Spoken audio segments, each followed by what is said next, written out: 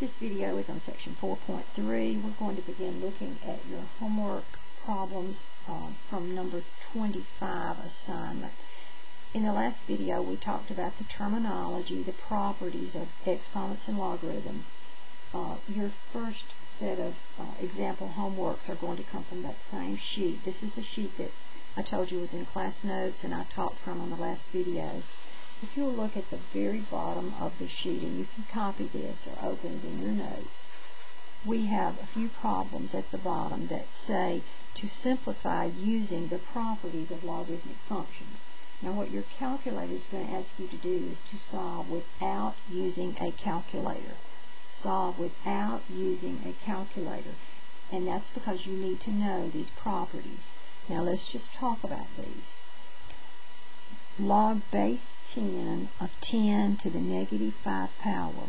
If you remember your base 10, if it's the same as your argument, and it is in this case, they're both 10, this is going to equal the exponent, which is negative 5.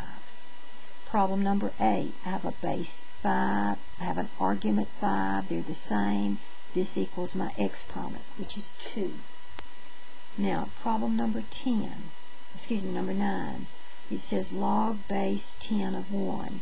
Now I told you that really this is one that you might just want to remember because it's so simple. The log of 1, any base, is equal to 0. Log of 1 is equal to 0, and that's a property. Problem number 10 on the sheet has a base 5. Here's a base 5. They're the same, so it's going to equal the exponent, m plus n. Number 11, I have a base 10 raised to a log statement with a base 10, so this equals that argument, which is 4. Okay, the last problem on the sheet, I have a base 4 raised to a power with a logarithm of base 4. It's going to equal the argument, which is x to the 4th plus 1. Now, looking on in your notes, you have some problems that look like this. They're just extra examples from 4.3. Now again, this is finding logarithms, both common and natural, without using a calculator. Now because I don't have much working room on this, I'm going to take this sheet and suddenly it's going to become a blank sheet and I'm just going to work through this. But you see that you do have this sheet in your class notes. Okay, I'm going to take problem number 1. And it said log base 3 of 9. Now, your calculator does not know base 3.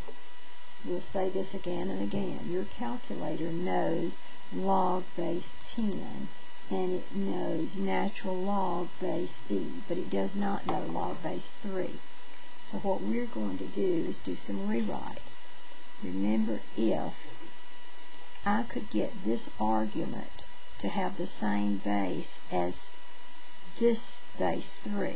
So what I'm going to do is say, what can I do? Now I want these two numbers to be the same. What power can I raise a 3 to so that it's equal to 9? Well, that would be 3 squared. Now remember, once you have these numbers to be the same, there's my answer, the exponent.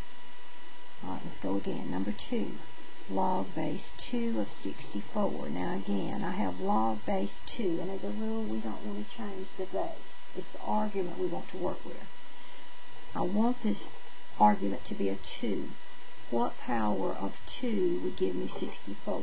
Well, I'll just go to my calculator and I'll put in 2 raised to the 4th power, that's 16, 2 raised to the 5th power, that's 32, 2 raised to the 6th power, and that's 64. So that would be a 6.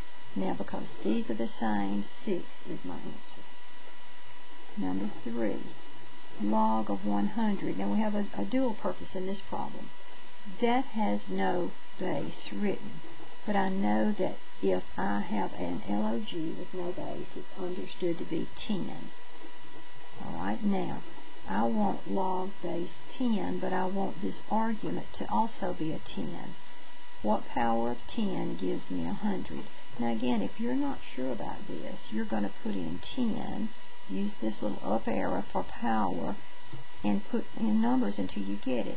10 raised to the second power is 100. Once these are alike, there's my answer. Alright, number 4. Log square root of 10. We have two things going on here. Number 1, I have log with no base, so that's 10. Then I have square root of 10. From this day forward, in any math class you take, usually the first thing you're going to do is get rid of a square root sign. Now, we said in our terminology video just before this that square root is the same as 1/2. Remember, there's a little index number, an understood 2 here. That's my root. That has an understood 1 power. That's my numerator. So now, once I have 10 and 10 to be the same, my answer is the exponent, which is 1/2. Okay. Number 5, log 10 to the 8/5 power. Now think about this for a moment. That log has no base, but it's understood to be 10. Now I have those numbers the same. My answer is 8/5. Right. Number 6, log base 3 of 3 to the -2. I have the same numbers. My answer is -2. Number 7, log base 2 of square root of 2. Now you know that we want to rewrite that. So square root is the same as 2 to the 1/2. My answer would be 1/2. Number 8, now let's work with a natural log. Natural log of e to the -5. Anytime you have a natural log, there's an understood base of e. It will not be written. These are the same. My answer is going to be -5. Alright, we're going to go up now to problem number 8, natural log of e. Well, now remember, natural log has an understood base of e. If these are the same, my answer is the power. Well, you say, well, there is no power, but there is. It's an understood 1. Okay, I think that was problem number 9. I just miscopied. This will be problem number 10. Log of 1. Log of 1.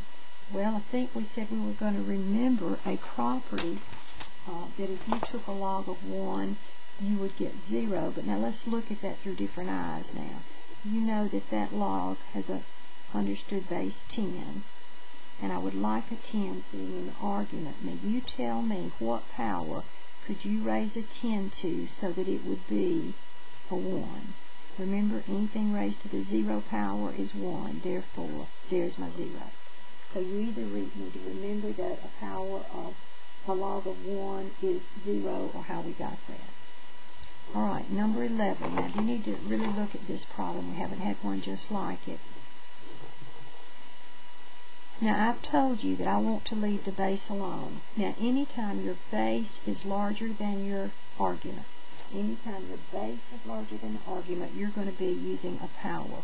So I'm going to do something to an 8 so that it becomes a 2. That's going to be cube root. The cube root of 8 is 2. The cube root of 8 would be 2, so that answer would be 1/3.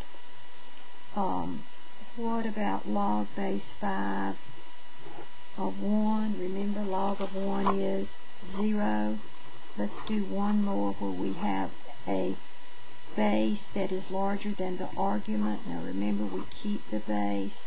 We want to do something to this base 64 so that it becomes smaller. 4, we're going to take a root. Well, if you take the square root of 64, that would be 8. That's not 4. If we took the cube root of 64, that would be 4. So my answer is 1/3. You need to remember that when your base is larger, you're going to be taking a root.